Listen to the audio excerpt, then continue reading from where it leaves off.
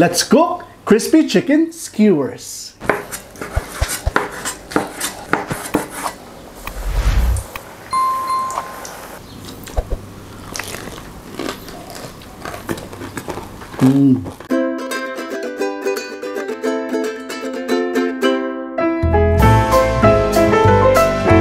Mayong adlaw mga kahigalaan, ako si Chokoy. Si Mark. Kami ang Wandering Kusina. Let's cook crispy chicken skewers.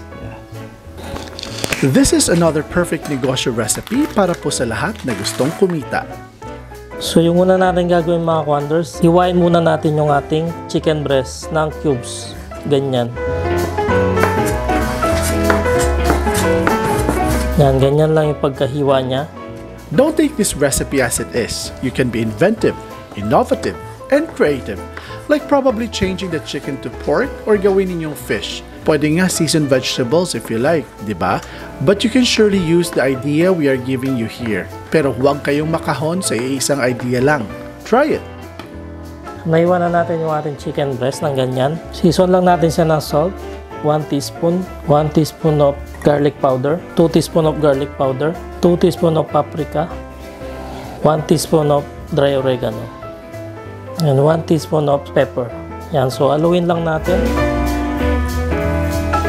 Then, lagyan natin ng 1 egg. When doing any marination, the minimum time of marination will depend on the kind of meat.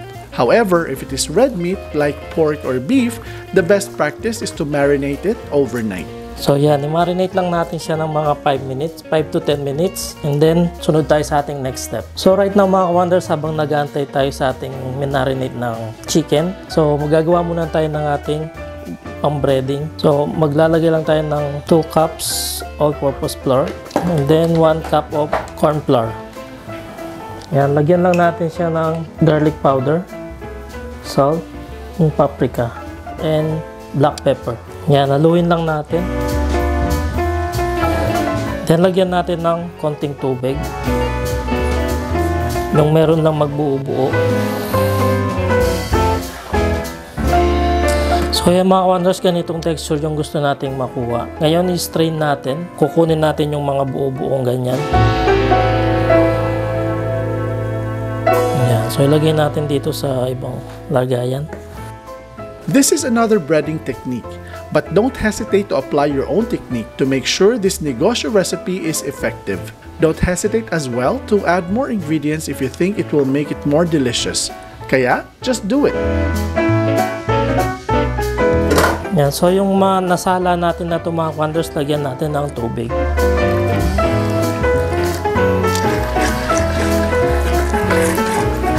Yan, so ilagay natin sa ganitong lagayan, yung mataas na baso. So na mga Wonders, after 10 minutes, lalagyan na natin sa ating stick yung ating chicken na minarinate. Ayan, tusok lang natin. Mga 3 piraso lang. Ayan. I-dip natin dito sa ating ginawang butter. Ayan. Then dito sa ating flour.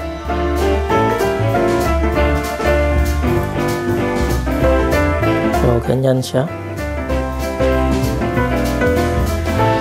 So, ulit-ulitin lang natin yan hanggang maubos yung ating mixture. So, kung maliliit naman yung chicken, yung hiwa, gawan natin ng 4.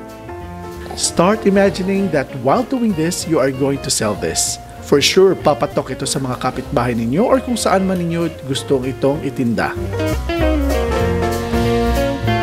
So, mga Wonders, nalagay na natin lahat sa stick yung ating chicken. So now magpiprito na tayo. So painit lang tayo ng oil dito sa ating wok. Dapat deep fry ito mga Wonders. Lagyan natin lahat. Ayan. So kung mahaba yung stick mga Wonders, pwede nyo siyang putulin. So putulin lang natin siya ng ganito. Hindi siya kasya sa kawali. Now, pwede rin ninyong hindi na putulin ng stick. You can keep it as it is kasi depende yan sa inyong pagpiprituhan. So yan mga Wonders, mainit na yung ating oil. Lagay na natin yung ating mga chicken. Fry until golden brown. After frying, maghanda lang ng lalagyanan. Yung mas madaling makatulid yung mantika. If you have an air fryer, you can also use an air fryer.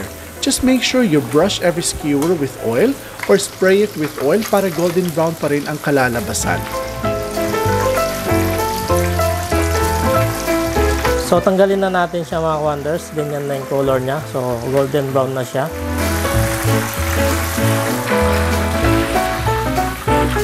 So, prituin lang natin yung natira. When it comes to sauce na pwedeng i-pair dito, you can also be creative. But usually, fried chicken is best with ketchup. Or you can be inventive, just like what we said later in this video.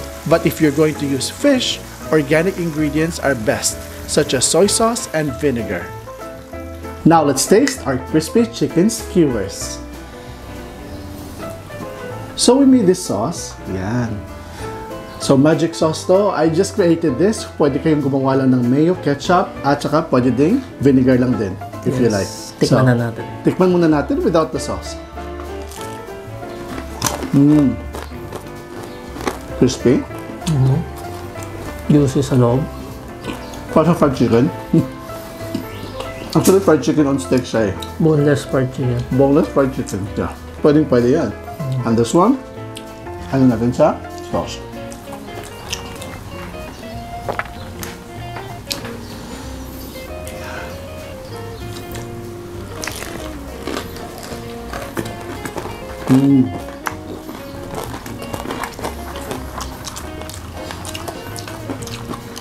Tasty.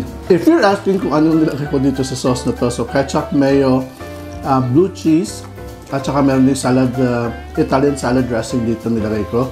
Tapos yung hot sauce. If you're watching right now mga ka-wonders, please don't forget to like this video and don't forget to subscribe to Wondering Kusina and click the notification bell para updated kayo sa lahat ng mga bagong videos namin. Meron din tayong social media account. Meron tayong Facebook, Instagram, and TikTok. Lutuin nyo na to, pwede itong pang negosyo. So you can earn out of it. Kami ang Wondering Kusina. Ako si Chakoy. Si Mark. Stay cool, stay safe, stay blessed, and peace.